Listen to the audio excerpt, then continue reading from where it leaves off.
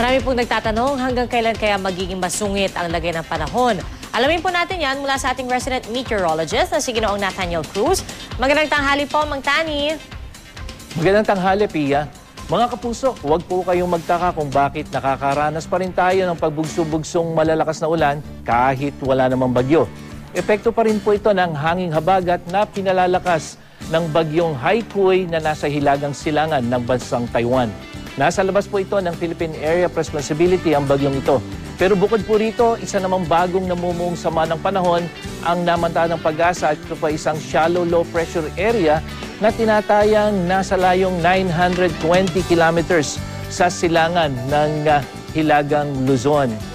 Sa ngayon po, itong low pressure area na ito ay mababa po ang posibilidad na ito ay maging isang bagyo. Pero kung ito po ay magiging bagyo, tatawagin natin itong bagyong Helen. Kaya po kung titingnan natin ng malapitan itong ating satellite image, makikita po natin yung malawak na kaulapan na tumatakip dito sa kanlurang bahagi ng Luzon. At yan po ang dahilan kung bakit nagpapaulan dito sa Metro Manila at sa mga karatig lugar, lalong-lalo na po dito sa may western section ng Luzon hanggang dito po sa may western Visayas. Kaya kapag tinignan po natin ang ating rainfall forecast, ay magiging maulan po dito sa western Luzon o halos sa buong Luzon. Kitang-kita po yan doon sa kulay green na kung saan mahinang pag-ulan po yung mararanasan. Pero meron po tayong nakikitang kulay dilaw at kulay pula, lalong-lalo na dito sa may malapit sa Metro Manila. So ito po ay ibig sabihin po niyan malalakas na pag-ulan.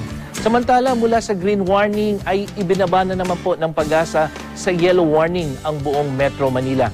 Ang ibig sabihin po niyan ay asahan ng katamtaman hanggang malakas na pag-ulan sa susunod na 3 oras na posibleng magdulot ng mga pagbaha, lalong-lalo na po doon sa mabababang lugar. Bantay Dam naman po tayo. Matapos umapaw kanina, bahagya na pong bumaba ang tubig dyan sa La Mesa Dam. Pero nananatili pa rin po itong naka-red alert. 80.13 as of 11 a.m. ang taas po ng water level dyan. Napakaliit lamang po ang diferensya niyan sa spilling level na 80.15 meters. Samantalang ang Buklaw naman dito sa may Benguet po ay nagbukas na ng 2 gate para magpakawala ng tubig. Ang level po niya ngayon 751.48 meters. Mababa po ng bahagya doon sa spilling level o normal high na 752 meters.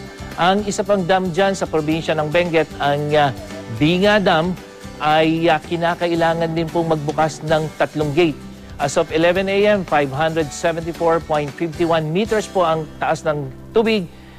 Halos wala pa pong 1 metro sa normal high na 575 meters. At ang San Roque naman dito sa may probinsya ng Pangasinan ay nakabukas din po yung 2 gate dahil ang kanya pong water level 283.53 meters. Mataas po sa normal high na 280 meters. At Ipo Dam naman dito sa may probinsya ng Bulacan, nagbukas na rin po ng 1 gate para magpakawala ng tubig.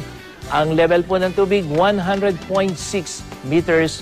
Mababa po ng bahagya sa 100.8 na normal high. Kaya po mga kapuso, paalala pong muli, kung nag-abiso na po ang inyong mga lokal na opisyal ng paglikas, ay agad ninyo po itong sundin para na rin sa inyong kaligtasan.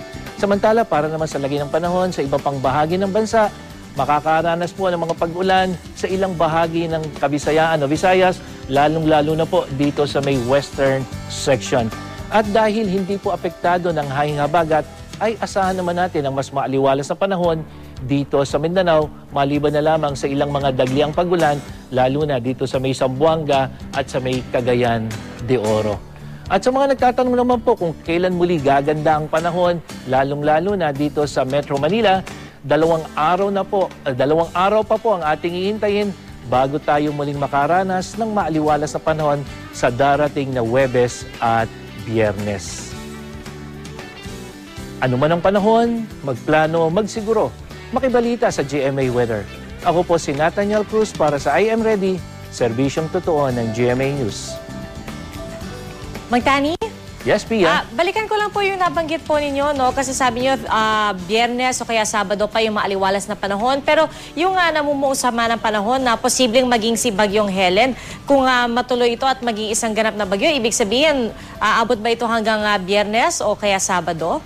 Tama yun, Pia. Kaya yun ang babantayan natin dahil ang tinitingnan kasi natin ay ang nagpapalakas ng ating habagat sa ngayon, unang-una yung bagyong si Haikui na nasa labas ng ating Philippine Area of Responsibility at itong ang medyo shallow low pressure area dito sa may silangan ng Luzon.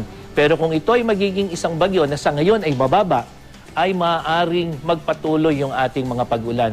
Pero dahil nga sa nakikita natin na mababa yung tsansa ng magiging bagyo, itong si low pressure area, kaya sinasabi natin na maaaring Huwebes o Biyernes ay asahan na natin yung pagganda ng panahon. Pero ito, Pia, ay laging nakabantay o laging ito ang magiging basihan kung magiging bagyo itong ating binabantayang low pressure area. At Magtani, linawin ko lang po, no, yung sabi nyo nga po, mababa naman yung tsansa na maging isa siyang ganap na bagyo. Pero lahat po tayo, dahil ilang araw na po tayo inuulan, kung sakasakali ba, mas tatagal pa ito? O ibig ba sabihin nito, baka hanggang sa susunod pa na linggo, yung masamang panahon? Ganun nga ang mangyayari, Pia, pero dito nga sa tinitingnan kasi natin, halos wala kasing ipinapakita sa ngayon na indikasyon na itong binabantayan nating LPA magiging bagyo. Kaya kung hindi ito magiging bagyo, ay asahan natin. Kasi yung si Haikui, pag tumama yan sa China, unti-unti na rin mawawala yan. At pag nawala si Haikui, hindi lumakas yung ating LPA, ay unti-unti na rin hihina yung hanging habagat na siya nagdadala ng mga pagulan. Kaya ito ang magiging babantayan natin, itong LPA na sana wag nang tuluyang lumakas para kasi mahigit 1 linggo na tayong nakakaranas ng mga pag-ulan, lalong-lalo na dito sa Metro Manila at malaking bahagi ng Luzon, Pia. Ako, Magtani, maraming salamat po. Magandang tanghali po sa inyo, Magtani.